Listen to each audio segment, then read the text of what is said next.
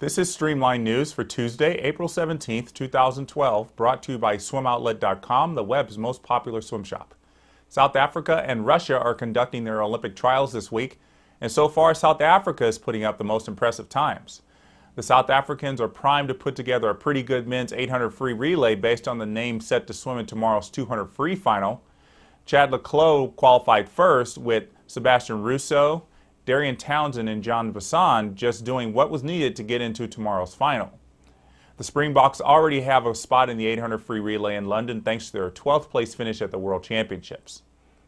Cameron Vanderburg got under the 1 minute mark in today's 100 breast final with a 59.90, putting him third in the world right now behind two Japanese swimmers.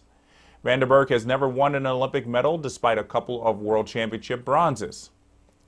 Wendy Trott didn't swim a lifetime best in the 400 free today, but did enough to win and swim faster than the FINA B cut, which means she would be the only representative for South Africa in the Olympics in the event.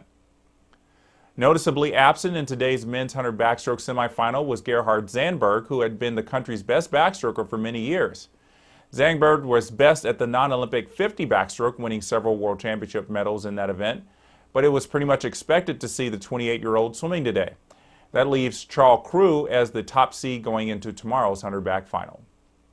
The 100 back semifinal was the highlight at the Russian Nationals today in Moscow. Vlad Morozov, who's coming off a pretty good meet at the NCAA Championships, qualified first with a 54.8. Arkady Vyachenin, the 2008 Olympic bronze medalist, will also swim in the final.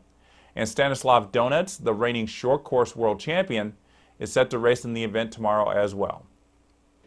Only one name was added to the Russian Olympic roster today, and that was Yana Martinova in the women's 400 IM. And Nikita Konovalov swam the fourth fastest 100 fly in today's semifinals with a 51.99.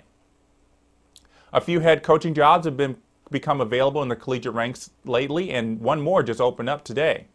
Mary Bretcher announced that she is retiring from coaching after 38 years at DePaul University in Indiana. Bretcher started coaching at DePaul in 1974, the same year the school started the women's team. Since then, the women have been a regular presence at the Division III NCAA Championships with 2 top 10 finishes and 6 top 20 team finishes through the years. That's going to do it for Streamline News today. Thanks for watching.